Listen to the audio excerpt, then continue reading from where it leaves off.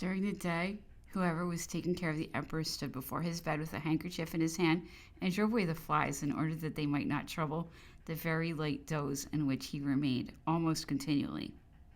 When the emperor had gone 15 or 20 days unshaven, he wished to shave. It was the first time since he had been ill in bed. Although he was not very well placed in bed to do such a thing, he succeeded with some trouble. In order to give him the necessary light, his bed had to be rolled into the middle of the room so he might shave himself, as he was accustomed to do. As soon as he had shaved, I observed that the emperor's face was no longer what it had been a fortnight or 3 weeks before. It was greatly changed and much thinner. A short time had been enough to make a considerable alteration in him. He was not the same man. His limbs had lost their roundness, his thighs had diminished by a good third, his calves had melted away, and his fingers were more slender.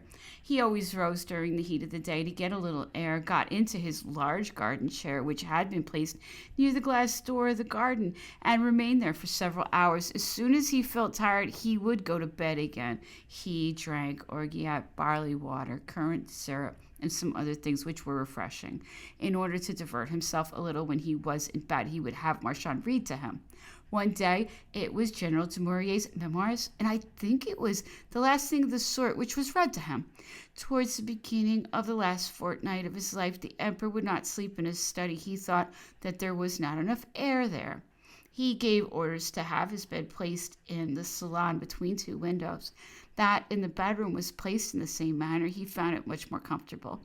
He would get from one room to the other at night with the help of his arms passed over Monsieur de Maussan's and Marchand's shoulders, holding them by the neck, and the next morning he would come back to bed in his room. In order that he might not catch cold in passing from one room to another, they used to unfold the screens to cover the door of his room and that of his salon. It was a little before the first days of the last fortnight that the emperor worked on his will and the codicils which followed it. It was in his little bedroom that he wrote these last expressions of his will. Monsieur de Montsalon had made me prepare pens and paper.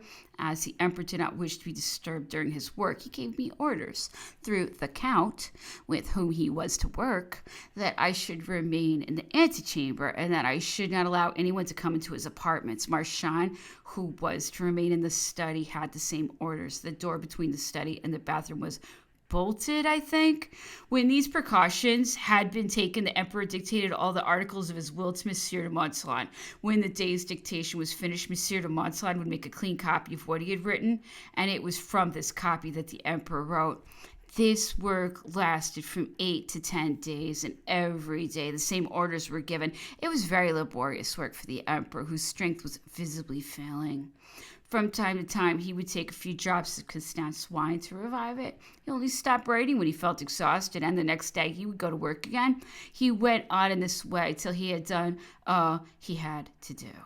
When the will and codicils were signed and sealed, they were placed in envelopes, after which the emperor sent for the Grand Marshal and Abbé Vignali and ordered them, as well as Monsieur de Montsalon and Marchand, to place their seals on the openings of the principal envelopes. The whole was entrusted to Marchand's care, and the emperor told him into whose hands it was to be given when he, Napoleon, had drawn his last breath. Marchand had all the valuables in his possession, that is to say, the snuff boxes and other things which the emperor used, and I believe the diamond necklace which Queen Hortense gave the emperor when he left Malmaison. This last the emperor himself placed in Marchand's hands and gave it to him as his own property in order that he might be protected against all eventualities. He was afraid that the execution of his last will might encounter some obstacles on the part either of the French government or of some other. The Grand Marshal had charge of the arms, and Monsieur de Montsalon had the papers, the silverware, porcelain, and I think all the money at Longwood. Towards the middle of the last fortnight, a little comet was seen in the west, almost imperceptible. It was said that it had a very long tail. As for me, I saw nothing of the comet or its tail. It was visible about 7 or 8 o'clock and appeared upon the horizon. When the emperor heard of this apparition, he said, "It comes to mark the end of my career." This comet, after appearing for several evenings in succession, was seen no more. Some days afterwards, there was a frightful storm at sea, which lasted 2 or 3 days, overthrowing the embankments and carrying away some people who were on the quay. Several ships lost their anchors and had to be put to sea in order to avoid the danger of going on the rocks. The naval officers who were ashore were obliged to wait till the gale had passed.